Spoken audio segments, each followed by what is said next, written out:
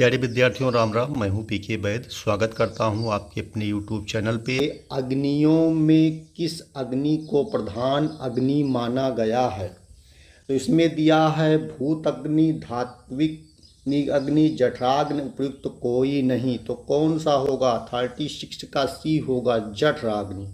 महर्षि चरक ने लिखा है कि अगर आपकी जठराग्नि यानी पाचन की जो कार्य करती है, एक अग्नि तो होती है जो आपकी चूल्हे में जलती है यानी भोजन को पचाती है, और दूसरी अग्नि जो है जो आपके पेट में जलती है, यानी जब भी आप कुछ खाते पीते हैं तो आपके पेट में एक अग्नि जलती है जिसे जठराग्नि बोला जाता है।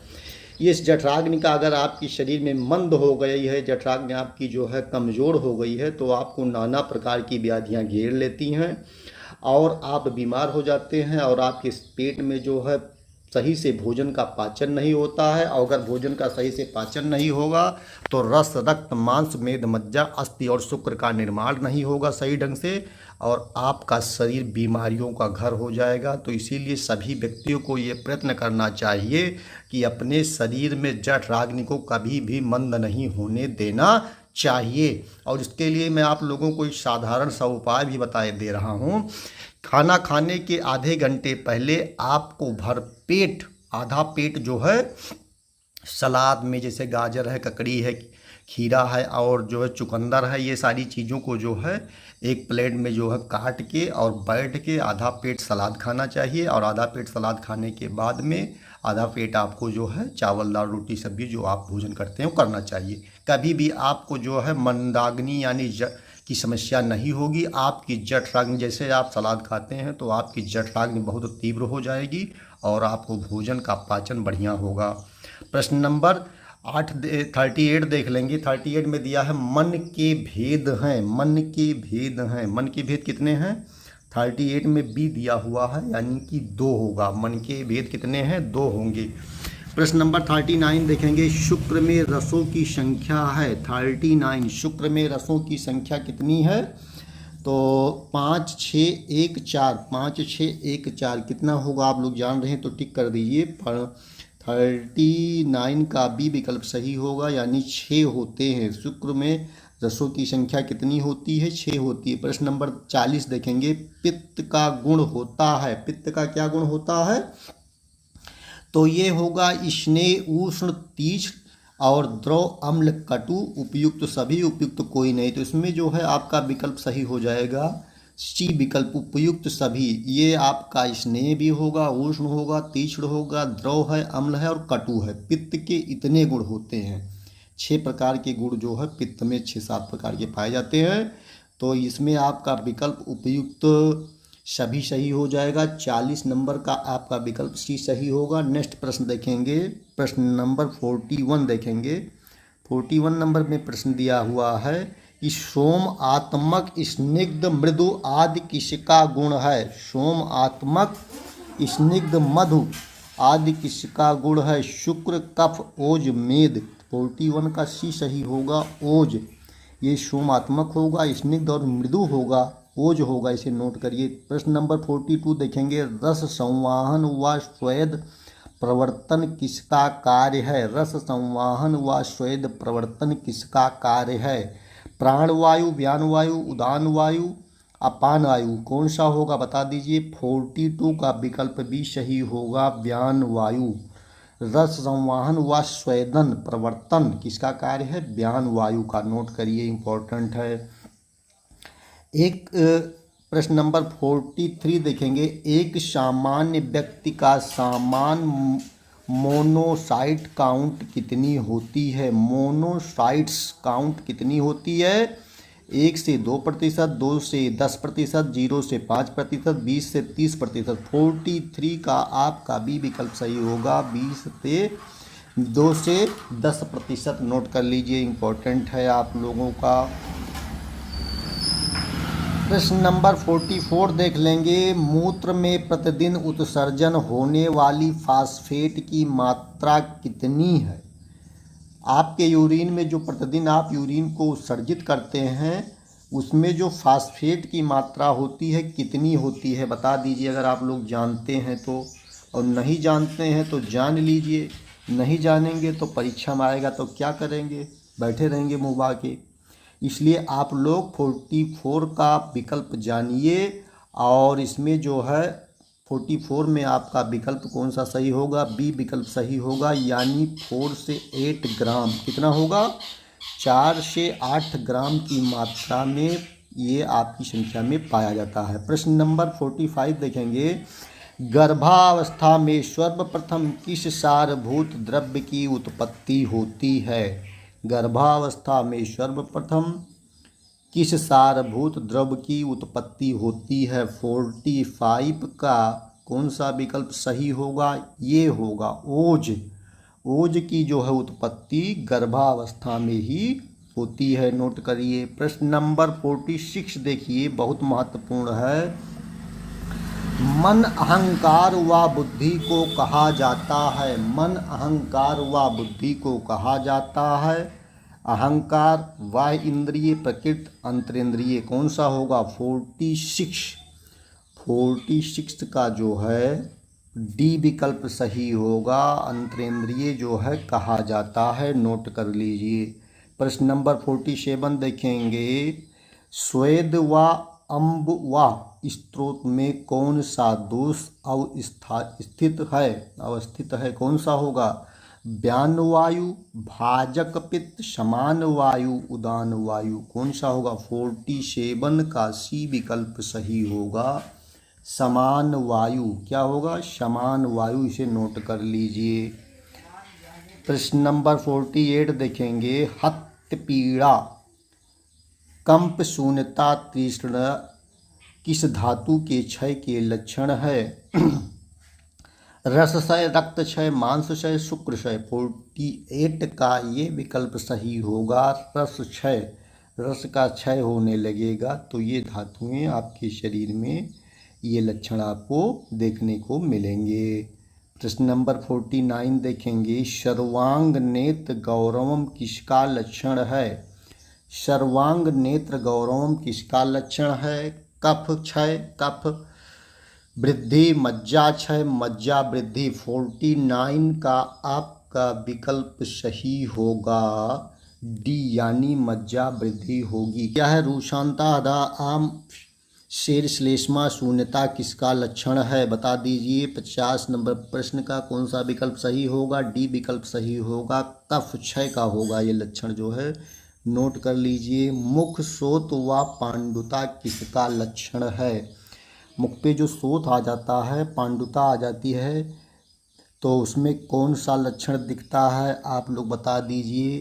तो इसमें होगा ये, यानी शुक्र क्षय का जो है लक्षण दिखता है, आप लोग देख लीजिए। प्रश्न नंबर 52 देखेंगे, पुरीश तथा अम्ल शीत प्रार्थना किसका लक्षण है। पुरीश तथा अम्ल शीत प्रार्थना किसका लक्षण है। 52 का सी विकल्प सही होगा, रक्त क्षय। रक्त क्षय का लक्षण है। मन के गुण हैं, क्या है, मन के गुण हैं। आ गुणत्व, एकत्व, उपयुक्त, दोनों, उपयुक्त कोई नहीं। 53 का कौन सा विकल्प सही होगा, सी विकल्प सही होगा, उपयुक्त दोनों। आगुणत्व और एकत्व जो है दोनों होगा।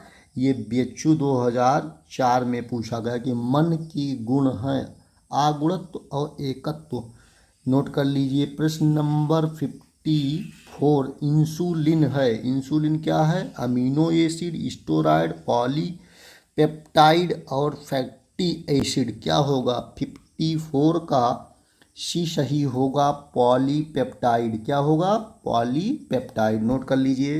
निम्नलिखित में से कौन सा त्रिदंड है। निम्नलिखित में से कौन सा त्रिदंड है। त्रिदंड कौन सा होगा, तो इसमें होगा शरीर, सत्व तथा आत्मा जो है ये त्रिदंड होगा, नोट कर लीजिए। प्रश्न नंबर 56 देखेंगे, आरोग्य गर्भ का कौन सा भाव है। रसज भाव, आत्मज भाव, पित्तज भाव, साम्यज भाव कौन सा होगा। 56 का डी सही होगा, साम्यज भाव, नोट कर लीजिए। प्रश्न नंबर 57 देखेंगे, कर्म पुरुष के गुण हैं।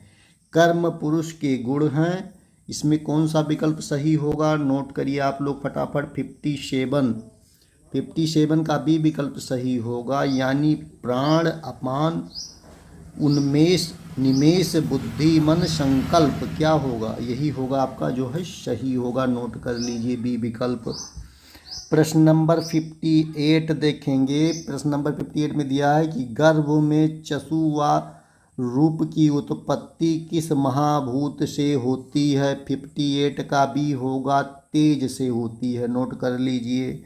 59 देखेंगे मानस गुण है, मानस गुण है। 59 का डी सही होगा, यानी रज व तम जो है क्या है, मनुष्य का गुण है, मानस का गुण है। प्रश्न नंबर 60 देखेंगे रज है, रज क्या होगा। प्रश्न नंबर 60 का गुण दोष, अशुद्ध द्रव और उपयुक्त सभी, तो ये क्या है, उपयुक्त सभी। इसमें जो है तीनों चीज़ें होती हैं, तो इसको उपयुक्त सभी विकल्प सही हो जाएगा। नोट कर लीजिए। प्रश्न नंबर 61 देखेंगे। इसमें दिया है चरक संहिता के अनुसार बल के प्रकार हैं, क्या हैं, बल के प्रकार हैं। 61 का डी होगा, यानी सहज काजल युक्तकृत, ये आपका जो है विकल्प सही होगा। नोट करिए। 52 का देखेंगे सुख की अनुभूति होती है, सुख की अनुभूति होती है इंद्रार्थ के सम्यक योग से, इंद्रार्थ के सम्यक योग से। नोट कर लीजिए। प्रश्न नंबर 63 देखेंगे स्लिम आलिंगने धातु से किस शब्द की निष्पत्ति होती है। 63 का सी होगा श्लेष्मा, श्लेष्मा से होती है। नोट कर लीजिए।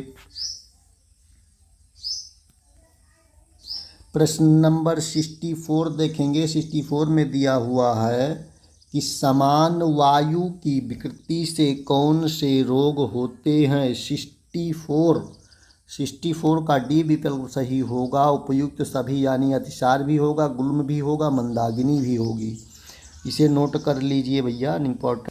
प्रश्न नंबर 65 देखेंगे प्राण वायु का निम्नलिखित कर्म है, तो इसमें क्या होगा, उपयुक्त सभी सही होगा, डी विकल्प नोट कर लीजिए आप लोग। प्रश्न नंबर 66 देखेंगे वाणी की प्रकृति में कौन कारण है, वाणी की प्रकृति में कौन कारण है। 66 का सी होगा व्यान वायु।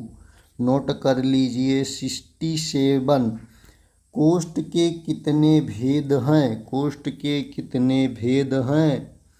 सी यानी 3 होते हैं। नोट कर लीजिए। बिट स्नेह किस धातु का मल है।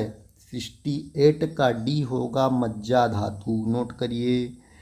प्रश्न नंबर 69 देखेंगे निम्नलिखित में से किसको छोड़कर दोष धातु व मल का ओज का स्थान माना है। 69 ये होगा वात को जो है माना है, दोष धातु मल का ओज का स्थान माना है। नोट कर लीजिए।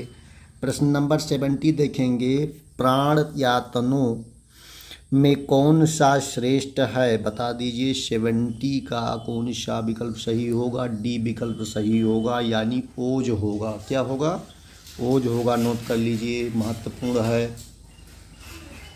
प्रश्न नंबर 71 देखेंगे मन किसके द्वारा नियंत्रित रहता है, मन किसके द्वारा नियंत्रित रहता है, तो मन वात के द्वारा नियंत्रित रहता है। नोट करिए। प्रश्न नंबर 72 देखेंगे पर ओज किस में रहता है। 72 का बी होगा पित्त में रहता है पर ओज। नोट कर लीजिए। 73 में देखेंगे वह वायु जो कोष्ठ में विचरण करती है।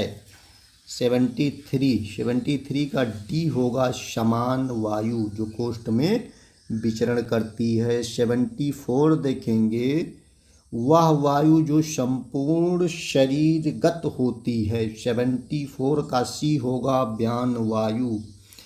प्रश्न नंबर 75 देखेंगे प्राकृतिक पित्त की उत्पत्ति होती है। 75 का सी होगा यानी अम्लपाक। इसको नोट कर लीजिए, इंपॉर्टेंट होगा। नंबर 76 देखेंगे धात्विक अग्नि की संख्या है 13, 5, 8, 7। 76 डी विकल्प सही होगा, 7 है। प्रश्न नंबर 77 ऊष्मा वायु स्नेह काल एवं समयोग है। 77 का ये होगा आहार परिमाणकर भाव जो है ये होगा इसका आंसर, सही नोट कर लीजिए। 78 रक्त धातु का कार्य है। रक्त धातु का कार्य है क्या है? 78 का बी यानी कि जीवन। रक्त धातु का कार्य क्या है? जीवन। 79 मेद धातु की उपधातु है। 79 मेद धातु की उपधातु क्या है? स्नायु है। स्नायु को जो है मेद धातु की उपधातु कहा जाता है। ये देखेंगे आचार्यों ने स्तन का प्रमाण बतलाया। 4 अंजलि, 10 अंजलि, 2 अंजलि, 8 अंजलि। 80 का कौन सा सही होगा? सी सही होगा, यानी 2 अंजलि नोट कर लीजिए। 81 का देखेंगे, 81 में दिया हुआ है कि रस की उपधातु नहीं है। रस की उपधातु नहीं है तो कफ उपधातु, रस की उपधातु नहीं है। मज्जा का कार्य है। मज्जा का कार्य है। 82 में मज्जा का कार्य क्या होगा बता दीजिए। इसमें होगा आपका ये विकल्प यानी अस्थिपूरण। मज्जा का क्या कार्य है? अस्थिपूरण। प्रश्न नंबर 73 देखेंगे, अपर ओज का प्रमाण है। 83 अपर ओज का प्रमाण है अर्धांजलि। अर्धांजलि जो है अपर ओज का प्रमाण है। प्रश्न नंबर 84 देखेंगे, इसमें दिया है शरीर में गति उत्पन्न करना किस धातु का कार्य है? 84 का बी होगा, यानी मांस धातु का कार्य जो है गति उत्पन्न करना है। प्रश्न नंबर 85 देखेंगे, 85 में दिया हुआ है कि रस रक्त मांस मेद आदि को कहते हैं। रस रक्त मांस मेद आदि को कहते हैं। 85 का डी विकल्प सही होगा, यानी धातु कहते हैं। रस रक्त मांस मेद मज्जा अस्थि और शुक्र जो है ये आपकी क्या हैं? धातुएं हैं। नोट कर लीजिए। प्रश्न नंबर 86 देखेंगे, स्त्रियों और बालकों में कौन सी धातु आव्यक्त होती है? प्रश्न नंबर 86 का जो है ये विकल्प सही होगा, यानी शुक्र धातु जो है ज़्यादातर जो है आव्यक्त होती है। नोट करिए। नंबर 87 देखेंगे, कंडरा एवं सिरा का किस धातु से पोषण होता है? 87 का आपका विकल्प सी सही होगा। रक्त धातु से जो है कंडरा एवं सिरा का पोषण होता है। नोट करिए। प्रश्न नंबर 88 देखेंगे, 88 में दिया है स्तन्य उपधातु को कहते हैं। क्या कहते हैं? 88 में बता दीजिए। ये विकल्प सही होगा, आप पे इसे कहते हैं। नोट कर लीजिए। प्रश्न नंबर 89 देखेंगे, ओज किस धातु का प्रसाद भाग है? 89 ओज किस धातु का प्रसाद भाग है बता दीजिए। 89 का बी विकल्प सही होगा, यानी शुक्र धातु का प्रसाद भाग ओज होता है। जो निरंतर गतिशील हो उसे क्या कहते हैं? जो निरंतर गतिशील हो उसे क्या कहते हैं? 90 नंबर प्रश्न, इसमें जो है आपका डी विकल्प सही होगा, रस। जो निरंतर गतिशील हो उसे रस कहते हैं। प्रश्न नंबर 91 देखेंगे, दात्वा स्नेह जीवन तर्पण धारण आदि किसके कर्म हैं? 91 डी होगा, रस के कर्म हैं। नोट कर लीजिए। 92 देखेंगे, इसमें दिया हुआ है कि रक्त में लगभग कितने प्रतिशत रक्त कण रहते हैं? कितने प्रतिशत रहते हैं? जो लोग जान रहे हैं बता दीजिए। 40, 55, 60, 10। 92 का ए होगा 45%। रक्त में लगभग 45% रक्त कण रहते हैं। नोट करिए। क्या है? रक्त का स्वाद क्या होता है? रक्त का स्वाद क्या होता है? अम्ल, कटु, नमकीन, कषाय। 93 का सी होगा, नमकीन होता है। रक्त का जो है स्वाद क्या होता है? नमकीन होता है। नोट करिए आप लोग। और देखेंगे, अग्नि में कुल संख्या मानी है। अग्नि में कुल संख्या मानी है 13, 3, 2, 5। 94 का ये होगा 13। प्रश्न नंबर 95 देखेंगे, पित्त का मुख्य स्थान है। 95 का सी होगा, नाभि अमाशय। पित्त का स्थान क्या है? नाभि अमाशय। प्रश्न नंबर 96 देखेंगे, अंतःस्रावी ग्रंथि है। 96 का सी होगा, पीयूषिका जो है अंतःस्रावी ग्रंथि है।